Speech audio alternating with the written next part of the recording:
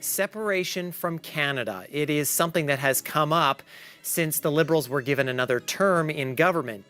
Alberta, Saskatchewan, and even parts of British Columbia just dropped an earth-shattering Wexit announcement. Canada is shaking like never before. The western provinces, like Alberta, Saskatchewan, Manitoba, and even British Columbia, have just dropped a political bombshell that has Ottawa scrambling. If we did become Americans, maybe we might be better off. This is what greets drivers on Highway 2 near Bowden, a billboard promoting Alberta joining the United States. Well, I think we definitely need that option. They've laid out plans to become the 51st through 56 states of the United States, and the impact is beyond imagination. I've lived in Canada and Alberta my whole life, right? And is it like, I have not seen any improvement. Public sentiment is explosive. Over 65% of Albertans, 61% of Saskatchewan residents, and 58% of Manitobans openly support separation or at least exploring U.S. statehood. These aren't numbers to dismiss. If we did become Americans, maybe we might be better off. The quiet resentment that's been simmering for decades is no longer hidden. It's roaring. I mean, billboards promoting Alberta joining the United States have appeared on the streets.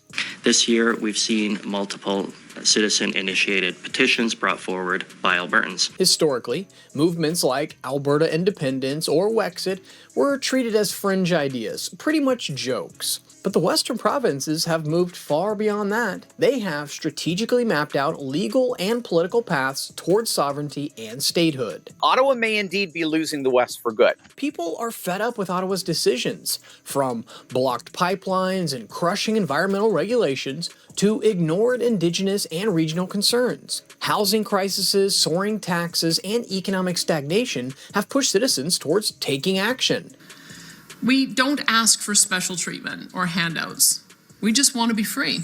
Free to develop and export that incredible wealth of resources we have for the benefit of our families. And here's the kicker. Over 65% of Albertans support separation or U.S. statehood. That is not just any number. That's a statement. And 28% are actually willing to take the plunge. That is huge. Mario Canseco asked 1,200 Canadians who had just voted to think about the effect a Liberal win could have in provinces where most people vote Conservative, Alberta in particular. Well, all this week we've been talking about the comments made by U.S. President-elect Donald Trump regarding Canada. He's been musing about our country becoming the 51st American state. To me, it proves this isn't some fringe internet drama. This is real people, real frustration, finally finding a way to turn decades of neglect into action. Do you agree that the province of Alberta shall become a sovereign country and cease to be a province of Canada? Yes or no? Yeah. The Alberta Prosperity Project is genius. They've trained 10,000 volunteers not to protest aimlessly, but to actually move like a strategic, unstoppable political army. It's organized, it's disciplined, and honestly, it feels like watching a chess grandmaster dismantle Ottawa's control piece by piece. We know how blessed our province is with an endowment of natural resources that no other country on earth possesses. And we want all of our friends, families, and fellow Canadians across the country to benefit from it. And let's talk about oil, because you can't ignore that here. Alberta controls some of the country's most valuable resources, and they're using it like a weapon. Every pipeline, every export, every barrel, that's all leverage. Ottawa thought that they had the upper hand. They've been blindsided.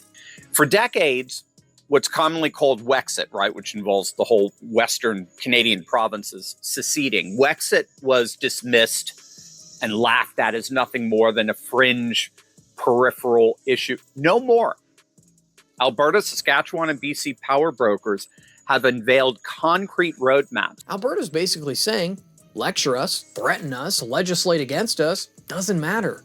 Control over our resources means we're negotiating from strength, not weakness. And I don't know about you, but seeing Ottawa lose that kind of leverage is deeply satisfying. The petition's signature threshold for a separation referendum has been lowered in Alberta, and a referendum petition is making the rounds here at home, too. Now, Saskatchewan and Manitoba aren't just standing there watching. The moment Alberta dropped this bombshell, Saskatchewan jumped in, mirroring Alberta's sovereignty tools with the Saskatchewan First Act. It's almost like they're whispering, "We've got your back, Alberta. Let's do this together." So why would a majority of Albertans think separation could happen if only a minority actually wanted to?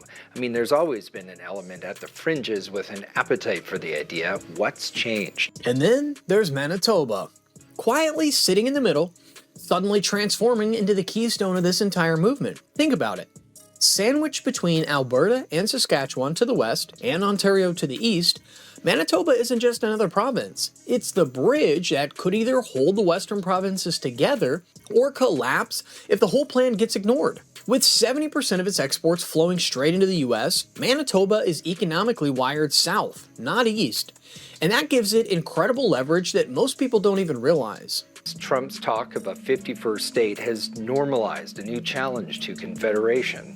And then domestically, those who've been keeping an eye on this stuff for decades have been warning that the idea of Alberta separating is not feeling as fringy as it used to.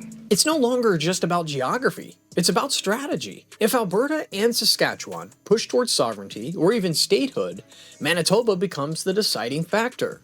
The pivot point that could make a Western Confederation genuinely unstoppable. Ignore it at your peril, Ottawa, because Manitoba isn't waiting politely. Its farmers, its energy sector, and its trade corridors are already aligned in a way that could accelerate this entire movement. What's driving these provinces to the brink are basically three interrelated things: resources, power, and respect, which really translate into economic, political, and cultural divide. And here's the kicker. Manitoba has been historically quiet, the middle child of Canada, often overlooked. But in this moment, that quiet becomes power. With legal tools, economic clout, and geographic positioning, Manitoba can either legitimize the West push or hold the key to slowing it down. Right now, it looks like it's ready to throw in with the West, and honestly, that changes everything. It's certainly different from what we see in other parts of the country where the numbers are lower. We don't see any other part of Canada where we reach such a high number of people who say this is a real possibility. The numbers speak for themselves. Saskatchewan documented over $1.1 trillion in economic losses from federal policies. Tariffs, blocked pipelines, resource restrictions, you name it. This isn't a cold conspiracy. That is cold, hard truth that Ottawa's policies have serious consequences. The federal government is talking about export tariffs on Alberta oil and gas, or export bans on Alberta oil and gas. They're the ones who say that nothing's off the table. Well, we're the ones who are saying then if that's not off the table, then the 51st state is not off the table. And here's what really gets me. The public support in both provinces mirrors Alberta's. This isn't these angry fringe groups whining online.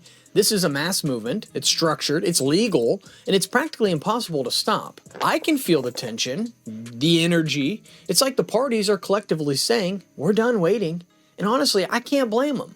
Where we reach such a high number of people who say this is a real possibility. Then there's British Columbia, which just flips the stakes on their head. About 37% of BC residents openly support independence or statehood, and David Eby dragging Ottawa to court over equalization payments, well, that tells me that BC isn't just talking.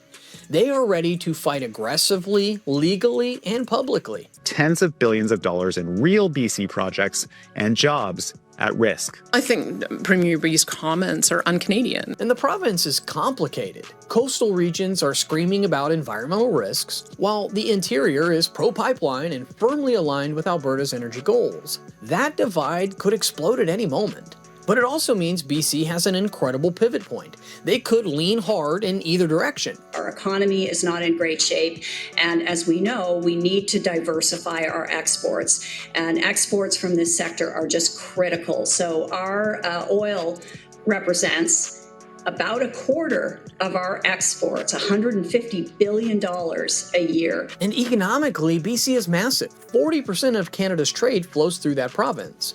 If they tilt towards independence, Ottawa isn't just losing control, they're losing a quarter of the country's economic pulse. And BC isn't just talking, businesses are moving operations to interior regions. Infrastructure projects are already being planned. And it's clear they're preparing for life without Ottawa calling the shots. Honestly, if I were in the federal government right now, I would be sweating. whatever is good for Canadians, whatever is good for the economy. Because right now I feel like everyone is being selfish. You know, they care more about this. I'm talking about politicians. They should care about the people first. What I find most fascinating is how calculated all of this is. Alberta lit the fuse, Saskatchewan and Manitoba added fuel, and BC is ready to blow the roof off if Ottawa doesn't wake up. This isn't random chaos. It's carefully structured, legally defensible, and backed by massive public support. Ottawa may have thought they could manage dissent province by province, but this feels seismic. So let's dig into the big questions. Is this just noise or a real movement? Then came Yukon. And I have to say, if you thought the drama was already maxed out, Yukon just turned the heat all the way up to Arctic level intensity. At first glance, people treat Yukon like the scenic backdrop, you know, the snow, the mountains, moose, maybe the occasional tourist taking a selfie. But beneath the surface, this territory sits on some of the most valuable rare earth minerals on our planet. These aren't just minerals. We're talking about the stuff that powers satellites, missiles, smartphones, and all the tech that runs the modern world. So yeah, even in a tiny territory, it suddenly became a heavyweight in geopolitics. If Yukon leans west, Canada's Arctic strategy, poof, gone before breakfast. The appeal court ruled Yukon failed to recognize Nachonayak's right to help manage land in its traditional territory. And here's the thing, Indigenous self-governments in Yukon aren't just waving flags for symbolism. They want absolute autonomy. They want a seat at the table where their decisions actually matter, not just rubber stamping what Ottawa says. Experts say it's a flashy way in a high-traffic area to get the message out, but it's unlikely to have any lasting impact. So I think there'll be a fair bit of attention paid to it. It may generate some more support from some Canadians, but certainly we're seeing much more on the other side of Canadians who treasure their country. Meanwhile, Quebec has been quietly watching this Western rebellion and thinking, hey, if you can do it, why can't we? Here's the kicker though. They're not just thinking it, they're actively helping, offering advice, strategy, and insider tips on how to challenge Ottawa without tripping over the Constitution. And why not?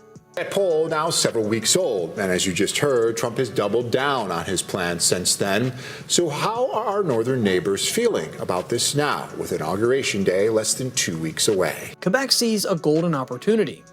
Independent support in Quebec hovers around 45%, and weakening Ottawa now sets them up for a stronger bargaining position later. It's tactical, it's calculated, and honestly, it's a little devious, but brilliant.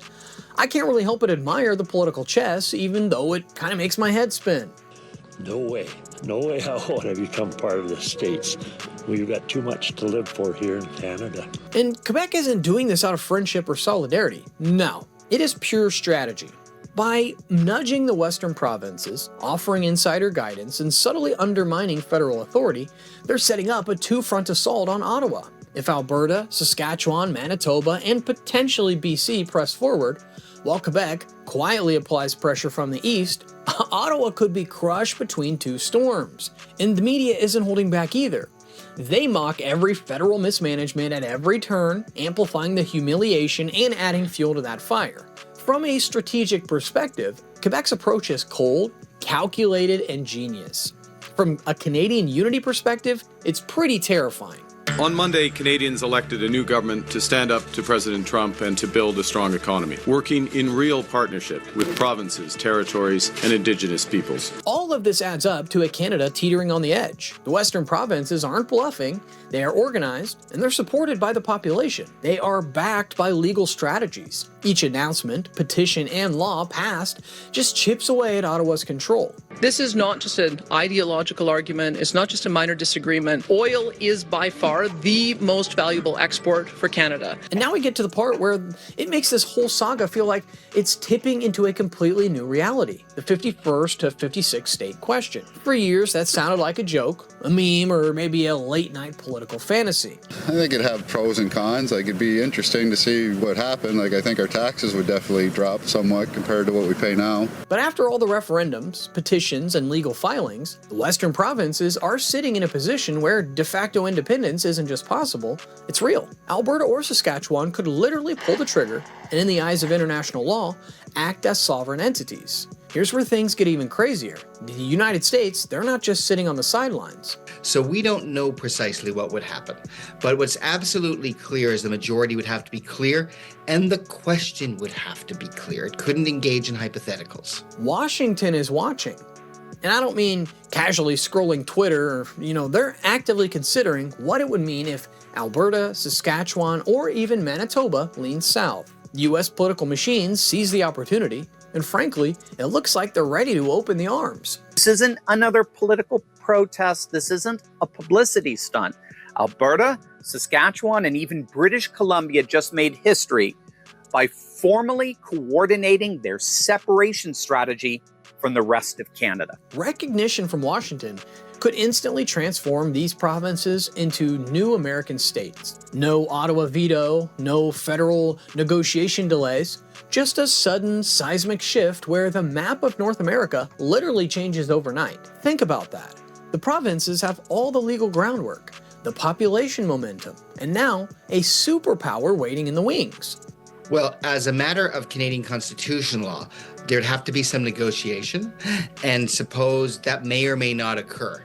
Now, if Saskatchewan or Alberta were simply to declare themselves independent states, and other states were to recognize them as independent states, and the government of Canada ceased to have any control over Saskatchewan, Alberta, it may be that de facto they would become independent states as a matter of international law. So yeah, Canada is teetering on the brink. Constitutional chaos, territorial uncertainty, and political meltdown all wrapped into one. And with the US watching and potentially welcoming these provinces, what started as a domestic dispute could instantly become an international upheaval. The ground is shaking, and frankly, I wouldn't want to be standing in Ottawa right about now.